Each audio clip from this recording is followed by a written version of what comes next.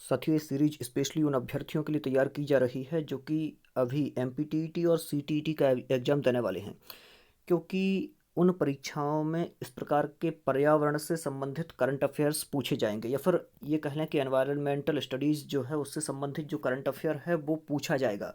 और पिछली जो प्रतियोगी परीक्षाएं हैं उनमें भी मैंने देखा है तो कई प्रकार से ऐसे प्रश्न पूछे गए हैं जो कि वर्तमान में ही जलवायु से संबंधित या फिर पर्यावरण से संबंधित जो भी चीज़ घटित हुई है उसको सीधे रूप में जो पर्यावरण का पोर्शन है 30 नंबर का उसके अंतर्गत पूछा गया है। तो आप लोग इस सीरीज से जुड़े अपने मित्रों को भी शेयर करें जिससे उनके पास भी पहुंच जाए। चलते हैं, पहले प्रश्न से स्टार्ट कर रहे हैं। देश में कब से गाड़ियों में BS6 मानक लागू हुआ? तो ये क्या कह रहे हैं कि गाड़ियों में BS6 मानक कब लागू हुआ। ये एक प्रकार का फ्यूल है जो कि बहुत ही अच्छी क्वालिटी का माना जाता है, और आप लोगों को पहले तो ये समझना होगा कि ये BS क्या है। पहले तो इस BS को ही समझ लेते हैं, और नॉर्मल सी भाषा में यदि आपको बता दूं तो ये भारत सरकार द्वारा बनाया गया एक स्टैंडर्ड है जिसका फुल फॉर्म होता है भारत स्टेज। क्या होता है BS जो है, इसका फुल फॉर्म क्या होता है? भारत स्टेज।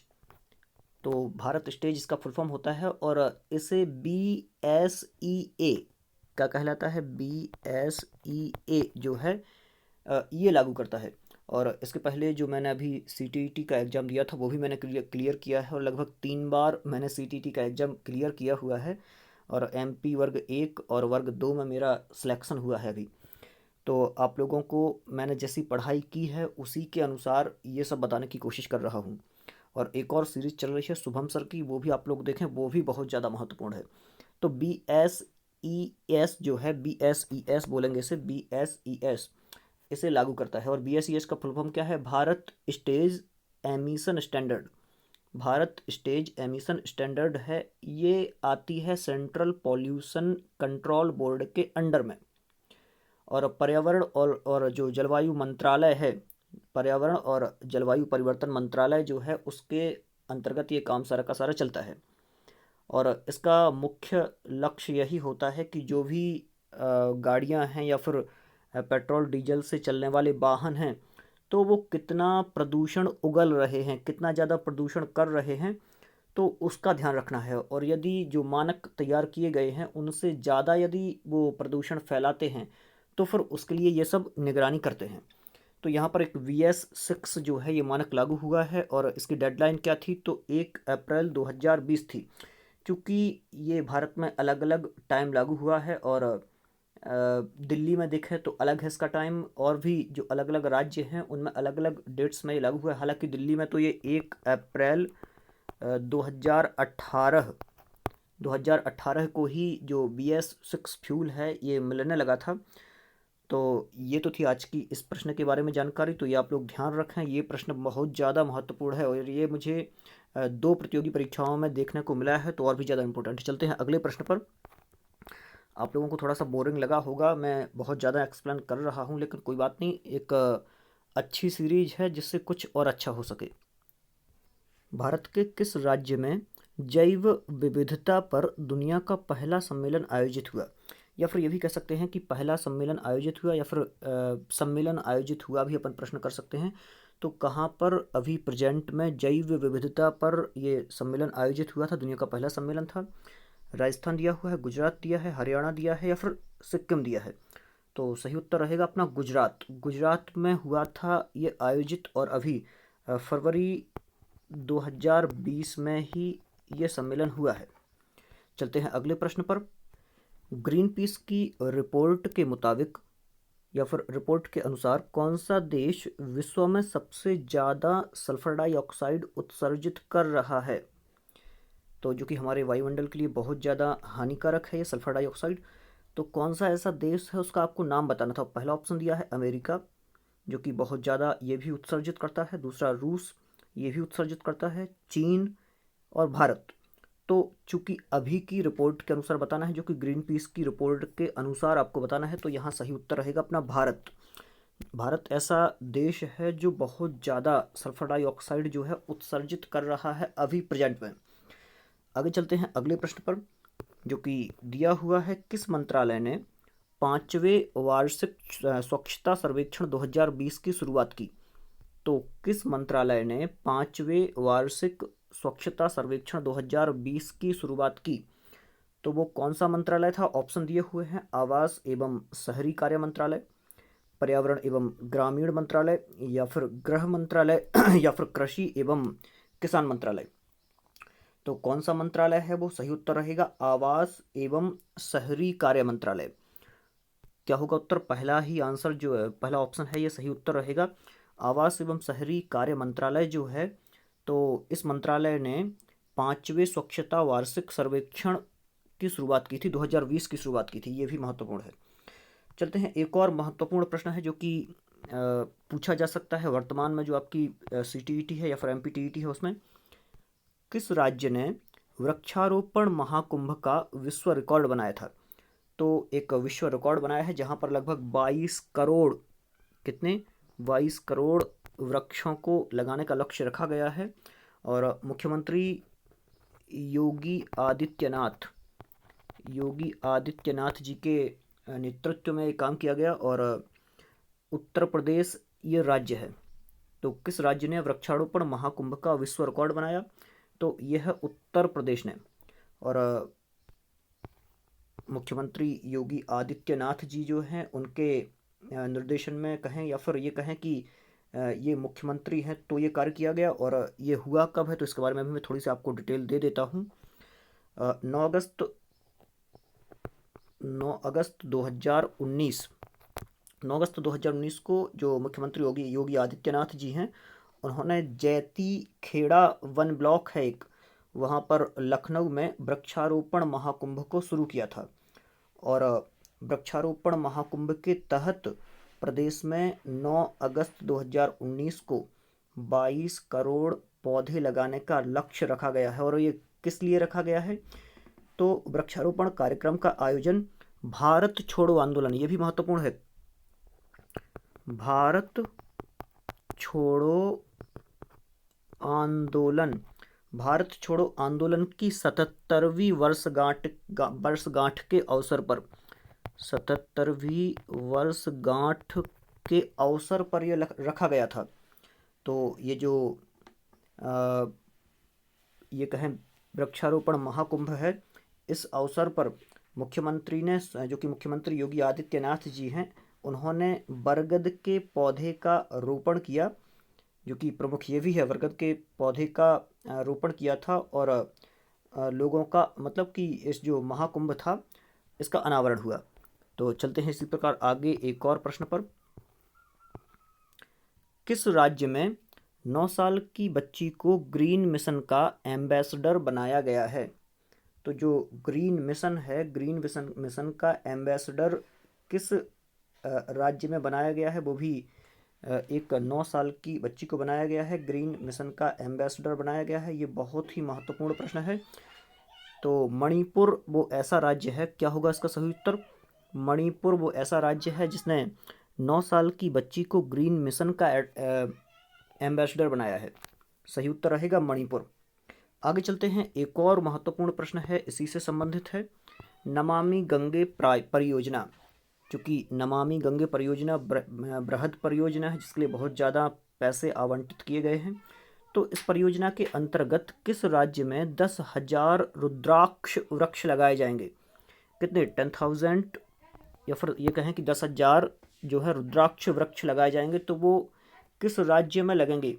योजना आपको पता ही है, नमामि गंगे परियोजना है, नमामि गंगे परियोजना के तहत।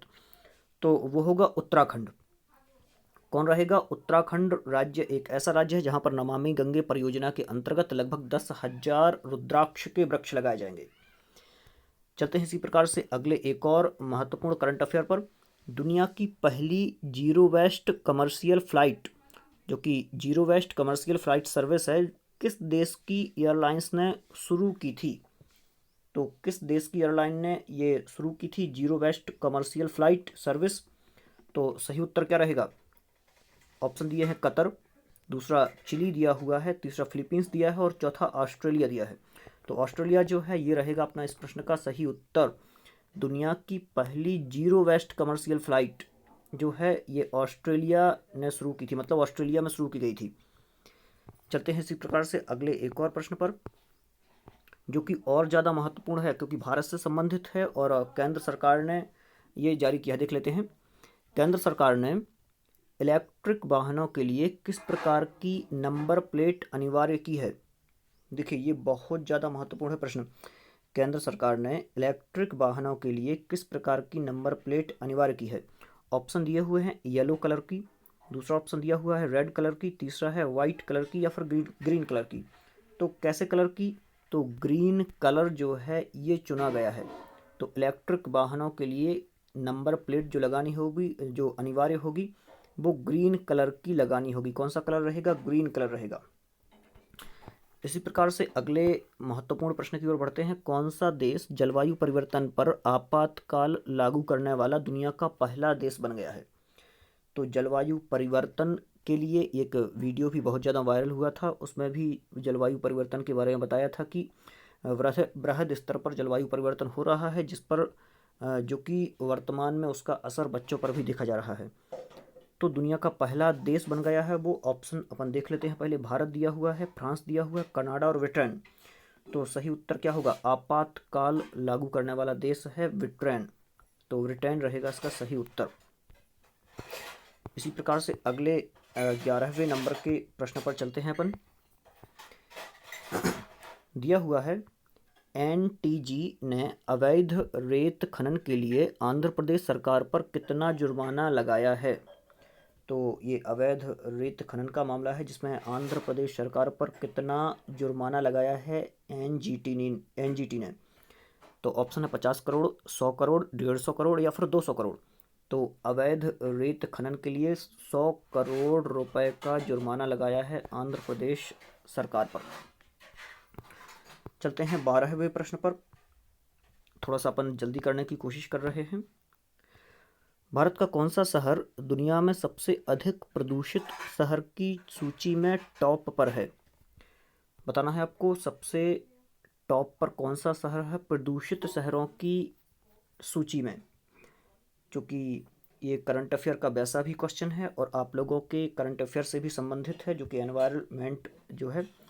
तो ऑप्शन दिए हुए हैं कानपुर, यहाँ पर अधिकतर जो शहर हैं ये उत्तर प्रदेश के हैं, फरीदाबाद, बनारस या फिर गया। तो कानपुर एक ऐसी सिटी है जो बहुत ज़्यादा प्रदूषण ग्रस्त है और सबसे ज़्यादा प्रदूषित शहरों में कानपुर को सबसे ऊपर रखा गया है। चलते हैं एक और प्रश्न पर। अगला 13वां प्रश्न है। हाल ही में जारी एक रिपोर्ट के अनुसार जलवायु की वजह से 2017 के दौरान भारत में कितनी मौतें हुई। देखिए वर्तमान में अभी जो चल रहा है कोरोना का प्रकोप चल रहा है, और तो कोरोना का प्रकोप चल रहा है, इसमें भी मौतें हो रही हैं, लेकिन इससे भी ज़्यादा मौतों के आंकड़े हैं। और ये आंकड़े सिर्फ एक चीज़ के हैं, किसके हैं, ये वायु प्रदूषण के हैं। क्योंकि वायु प्रदूषण की वजह से फेफड़े खराब होने के केसेस ज़्यादा आ रहे हैं, सांस लेने में तकलीफ़ होती है। तो यहाँ पर केवल 2017 की बात की गई है। तो 2017 का अपन को बताना है। अभी प्रेजेंट की जो रिपोर्ट्स रहेंगी वो मैं आपको अगले वीडियो में कवर कराने की कोशिश करूँगा। करंट अफेयर जो रहेगा एनवायरनमेंट का, उसी में। तो सही उत्तर क्या रहेगा, कितनी मौतें हुई 2017 में। तो आपको सुनकर विश्वास नहीं होगा, केवल 12 लाख मौतें तो वायु प्रदूषण की वजह से हुई हैं भारत में। और अभी प्रेजेंट में लगभग 4000 करीब मौतें कोरोना वायरस की वजह से भारत में हुई हैं। बहुत ही दुखद है, लेकिन इससे भी कई अधिक 12 लाख जो मौत है वो वायु प्रदूषण की वजह से हो रही हैं। और अभी भारत के प्रत्येक शहर में वायु प्रदूषण बहुत ज़्यादा कम है, बहुत ज़्यादा। और दिल्ली में तो और ज़्यादा वायु प्रदूषण हो रहा था, लेकिन लॉकडाउन की वजह से बहुत कम है। चलते हैं अगले प्रश्न पर, जो कि 14वां प्रश्न है। किस राज्य ने 1 अप्रैल से कूड़ा खुले में डालने पर 5,000 रुपये का जुर्माना लगाने का प्रावधान किया है। तो वह कौन सा ऐसा राज्य है जिसने 1 अप्रैल से कूड़ा खुले में डालने पर 5,000 रुपये के जुर्माना का प्रावधान किया है। ऑप्शन दिए हुए हैं क्रमशः हिमाचल प्रदेश, हरियाणा, उत्तराखंड या फिर उत्तर प्रदेश। तो कौन सा ऐसा राज्य है वो, हिमाचल प्रदेश। तो हिमाचल प्रदेश ने 1 अप्रैल से कूड़ा खुले में डालने पर 5,000 रुपये का जुर्माना लगाने का जो है प्रावधान किया है। चलते हैं एक और अगले प्रश्न पर। संयुक्त पर्यावरण या फिर संयुक्त राष्ट्र पर्यावरण सभा 2019 किस शहर में आयोजित की गई थी? तो बताने की कोशिश करना है। आप लोग भी अपने मन में उत्तर सोच लिया करें यदि आपको आता है, क्योंकि यदि आप अभी वर्तमान की CTET परीक्षा दे रहे हैं तो ये प्रश्न आपको बहुत ही महत्वपूर्ण है, और MPTET आप यदि दे रहे हैं तो और भी ज़्यादा इम्पोर्टेंट है, क्योंकि उसमें भी इसी प्रकार के प्रश्न ये पूछे जाने हैं। तो जल्दी से इस प्रश्न को आपको बताने की कोशिश करना है, क्या होगा इसका सही उत्तर। तो संयुक्त राष्ट्र पर्यावरण सभा 2019 जो है कहाँ पर आयोजित की गई थी? तो ये भारत में तो आयोजित की नहीं गई थी, तो दिल्ली तो बिल्कुल खारिज ही हो जाएगा। पेरिस में, तो पेरिस में भी नहीं हुई थी। तो नैरोबी, हाँ नैरोबी में ये जो सभा है ये आयोजित की गई थी, संयुक्त राष्ट्र पर्यावरण सभा। सुमात्रा में भी जो है आयोजित नहीं की गई थी। तो इस प्रश्न का सही उत्तर क्या होगा? नैरोबी, नैरोबी में यह सभा आयोजित की गई थी। तो आज इतने ही प्रश्न रहने देते हैं, और कोशिश करूँगा कि इसी प्रकार के और भी बहुत सारे प्रश्न जो हैं करंट अफेयर्स के रहेंगे, आपके करंट अफेयर रहेगा उसमें, और पर्यावरण के जो पूछे जा रहे हैं उनको तो लाने की कोशिश शुभम सर कर रहे हैं। वो क्वेश्चंस अलग हैं जो मतलब कि परंपरागत रूप से चले आ रहे हैं, उनसे अपन को कोई मतलब नहीं है ज़्यादा। लेकिन ये जो प्रश्न हैं मुझे देखने को मिले अधिकतर 2 से 3 नंबर के ये देखने को मिले हैं, तो और भी ज़्यादा महत्वपूर्ण है। और मैं अगले वीडियो में आपको डिटेल भी यहाँ पर शो होगी। मैं ऐसी कोशिश करूँगा कि डिटेल भी आपको यहाँ पर शो हो और बहुत बढ़िया तरीके से आप ये अध्ययन कर सकें। और हमारा लक्ष्य यही है कि आपका जो चयन है या फिर सिलेक्शन है, ये CTET आपकी इस बार क्रॉस हो जाए, और MPTET जो है, MPTET में भी आपका चयन हो। क्योंकि हम लोगों का चयन हो चुका है, जो MP वर्ग 1 हुआ था, MP फर्स्ट ग्रेड हुआ था, सेकंड ग्रेड हुआ था, मेरा हुआ है फर्स्ट ग्रेड में, सेकंड ग्रेड में, और जो शुभम सर हैं, शुभम सर का सेकंड ग्रेड में हुआ है मैथ्स से, तो उनका गणित विषय से चयन हुआ है। तो और भी ज़्यादा उनका अभ्यास अच्छा है और अच्छे नंबर भी थे उनके। तो आप लोग चैनल को सब्सक्राइब जरूर कर लें, अपने मित्रों को भी शेयर करें, और जितना हो सके उतना क्वेश्चंस लगाने की कोशिश करें। बहुत बहुत धन्यवाद आप सभी का।